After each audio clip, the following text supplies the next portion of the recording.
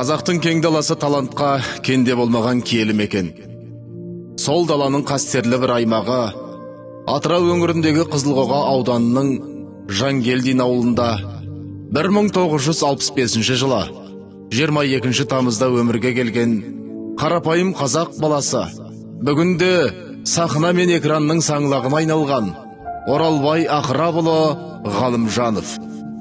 Оның балалық шағы еңбек пен мейірімге, дәстүр мен тәрбиенің иісі сіңген қарапайым ауылда өтті. Әкесі Ақырап Ғалымжанұлы Ұлы Отан соғысы жылдарында бала жасынан еңбекке араласып, ел еңсесін көтеруге ат салысқан тыл ардагері. Ол Қызылқоға өңіріне алғаш трактор көлігін әкеліп, өңірдегі тұңғыш трактор шатанды. 40 жылдай нөмір 1 шөп шабу бригадасының бригадирі болып, ел құрметіне бөленген абыройлы еңбек адамы еді. Әке жолы адалдық пен төзімнің қарапайым еңбектің айғағы болды.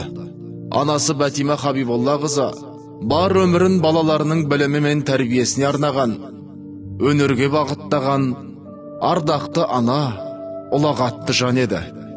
Ол мектепішілік әр түрлі салада қызмет ете жүріп, өзінің іскерлігімен көзге түсіп, ауылдың, ауданның қоғамдық өміріне белсене араласты. 10 жыл бойы ауылдық және аудандық маслихаттардың депутаты болған ол, халық сенімін ақтаған парасатты жан еді.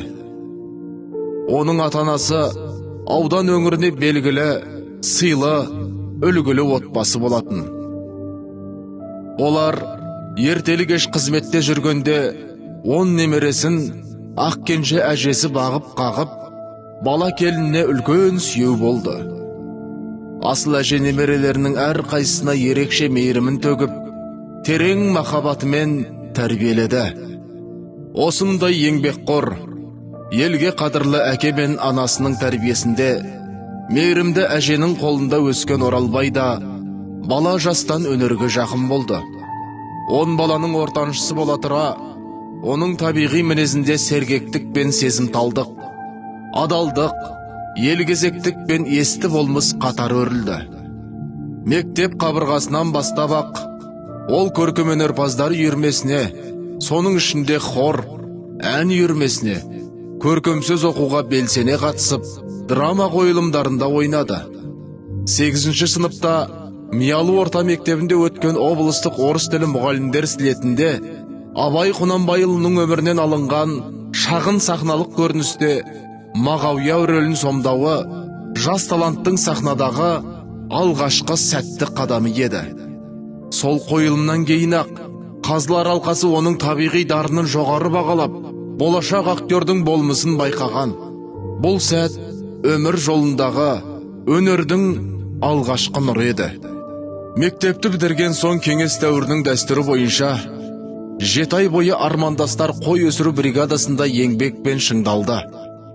Арман өнер жолында еді.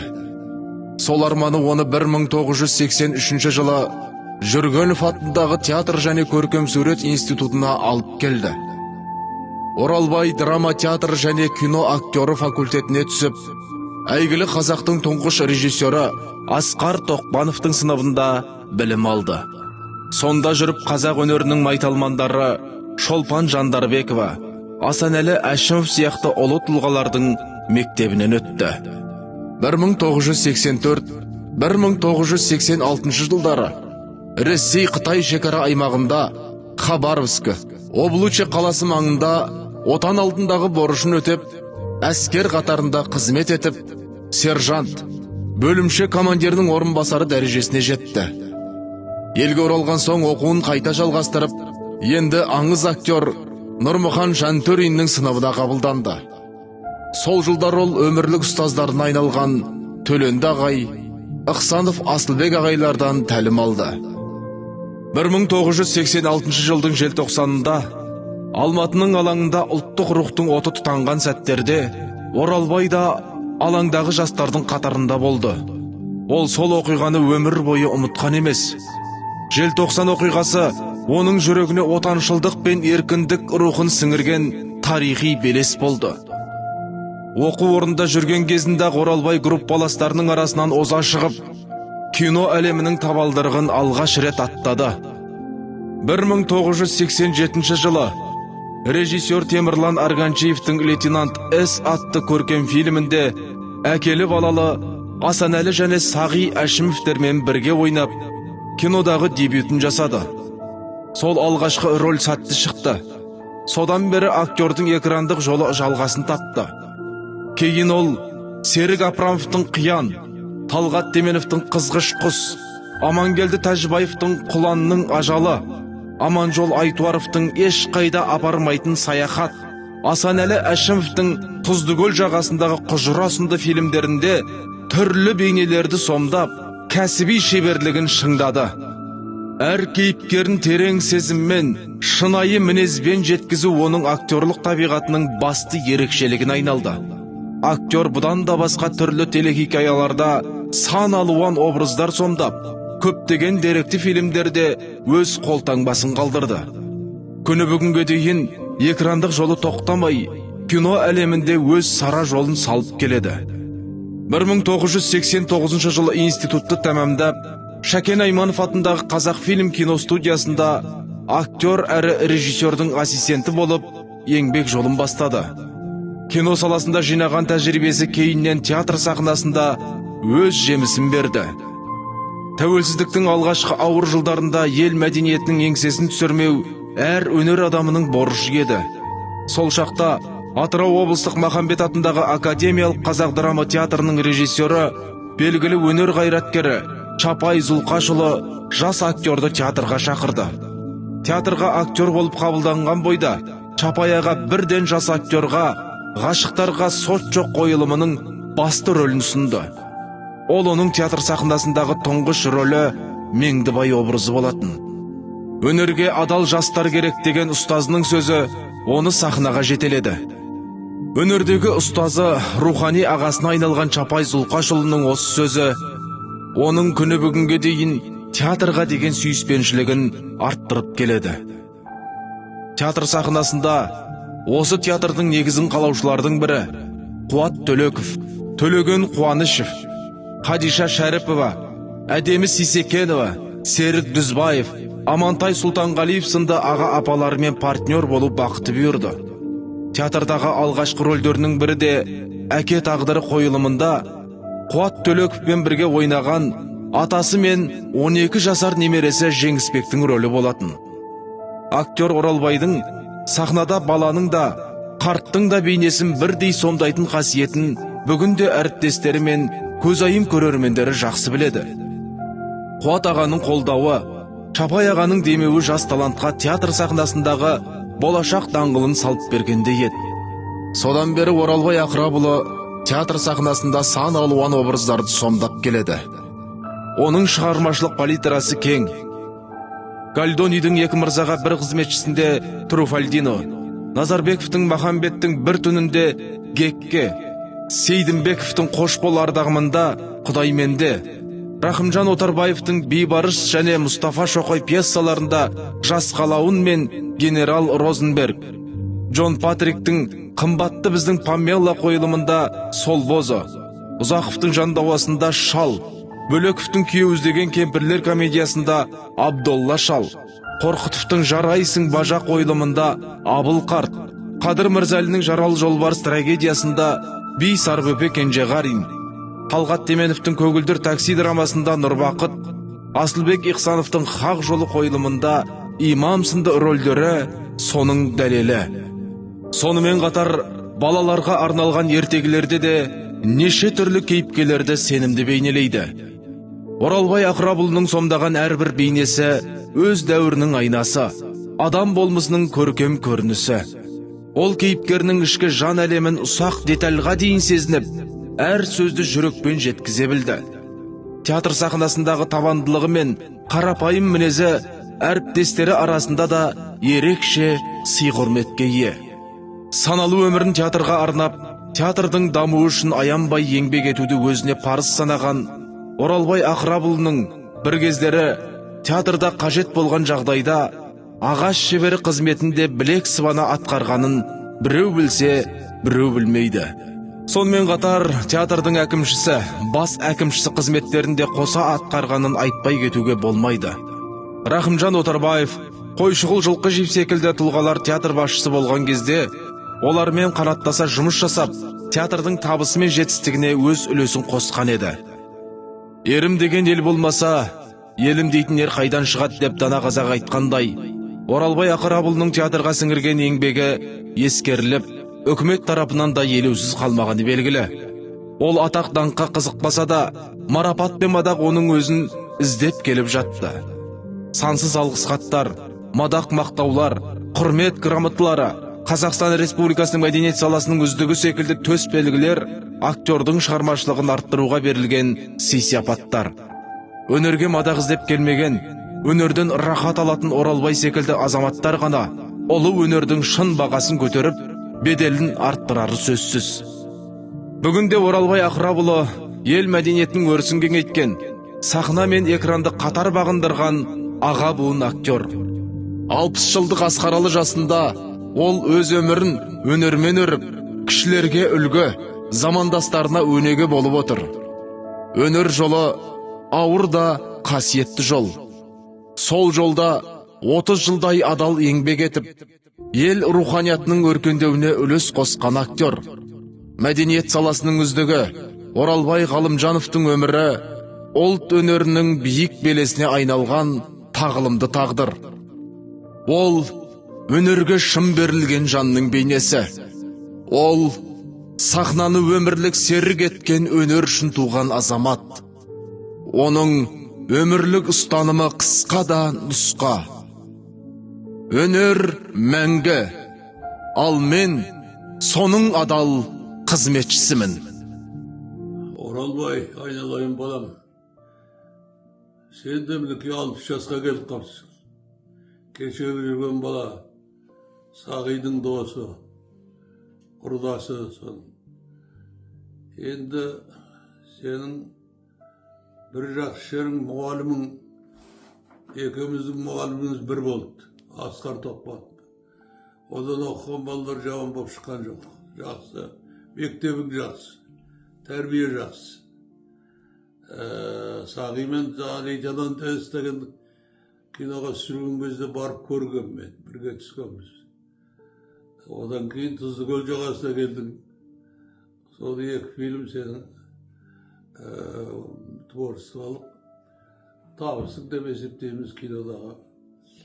Енді театрда өзің орның бар.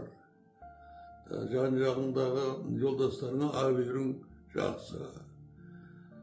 Сөйтіп, 60-қа келіп қапсың енді. 60 жылдығың құтты болсын. Бақытты бол. Алдағы өмірің бар. Шығармашылығы жақсарсын. Еліңе қызмет ет. Бала-шағаның алдында абырлы бол. Жолдастарыңмен тату-тәтті өмір сүр. Сенің жақсы болуыңа мен тілектеспін.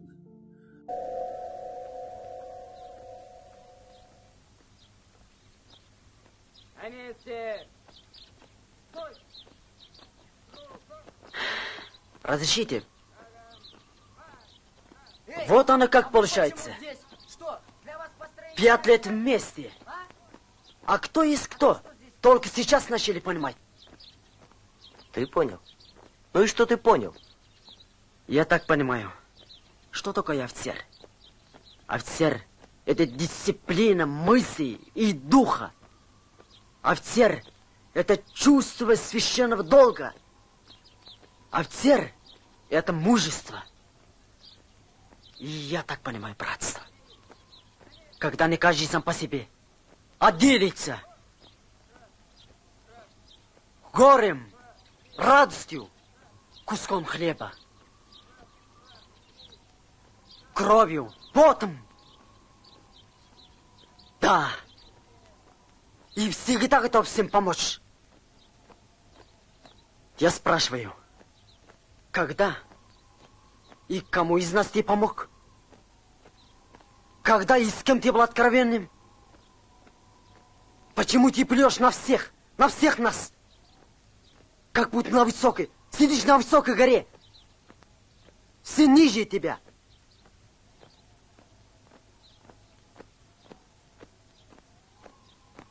Не понял, ты о чем? Значит так.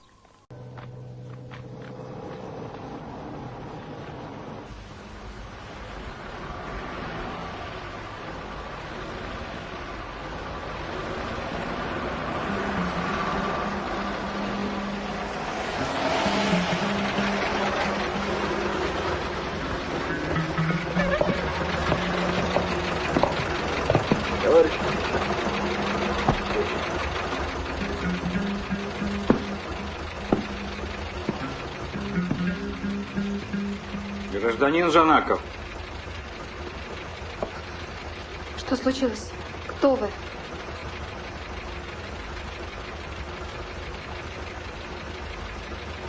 собирайся. Поедешь с нами. Куда? Почему сейчас? Без вопросов. Собирайся. Стоять. Туружа. С детьми попрощаюсь. Стоять. В машину. Туружа.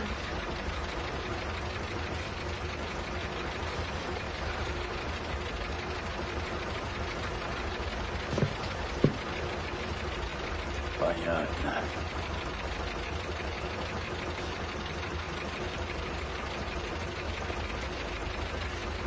Туружа.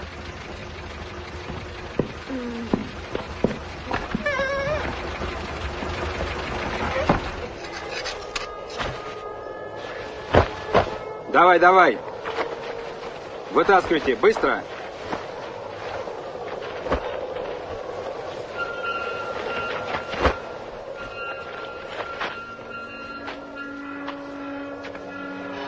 Вы подтверждаете, что зарыли немца по распоряжению гражданина Жанакова?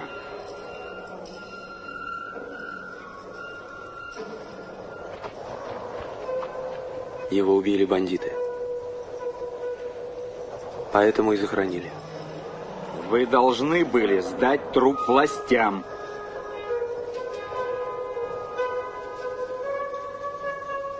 Пошел ты. Грузите немца. Быстро, быстро!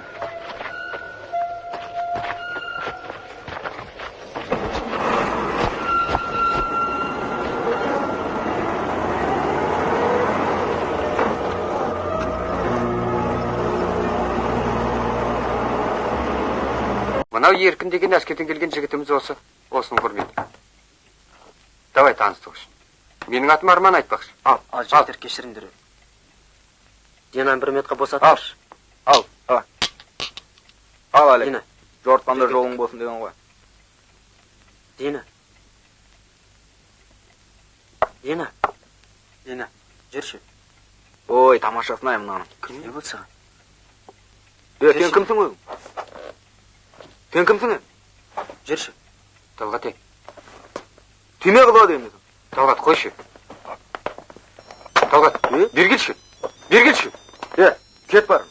Соңы сөйлесесің, егер сен оғылдың жігіті болсаң. Мен дос баларыма тұрған, сен кімсің тап-тап басып кіретін? Бұл кім еге? Тағы отыршы. Кіме ол, бас тап-тап көретін? Отыршы. Қойшы, неміне отыр? Жарайды, отыршы. Жүр кеттік. Талғат дейме. Қойсаңшы. Талғат. Әліма алып кетші мағыр. Қойшы. Талғат дейме. Алып кетер. Болды. Қойсаңшы. Не болды? Жарай, отыр. Еркін келіп отыр ғой. Келіп отыр ғой, отырсашы.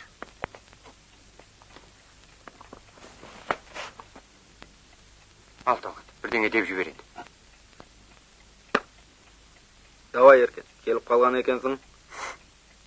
Бауырым, енді тыныш жүр. Өзің білесің ғой, кішкентай бала емес. Сол үшін мынаны алып қояйық. Ой, мына жерге шуым түсіп кетті. Жігіт, не деп жүрсің сен? Кешіріңдер, сумкасын іздеп жүрмін. Қандай сумка? Сенің сумкаң ба? Ой, мынау мал ғой. Талғат есің Неге жоқ. жүріп, а? Шығар жіберді есің жоқ қой. Жаның қоймайды ғой. Қап-қара болды. Қойшы сен. Баса көктеп кірді. Немене сен қойшы дейді. Немене? Еркін келіп отыр ғой. Не керек? Шақсартқа жігіт болсаң. Жүр. Бар, кетші. Керек болсаң соңғы өзің тауып алатын. Қонақтар. Мыналар не істейін? Кім бұл? Білмеймін. Отырған. Мынау бір өгіз ғой. Айналайын отыршы. Қойшы айғаламаш. Баста орташ. Шық жекпе-жек кел. Мына Отыр. не қылсам екен? Айналайын жігіттер. Бар кетші. Али баба, алып кетші ананы. Сен Алып жігіт кетші. емессің, мүгітсің. Шық. Болды, отыршы. Отыршы. Қапынаның қорылғай.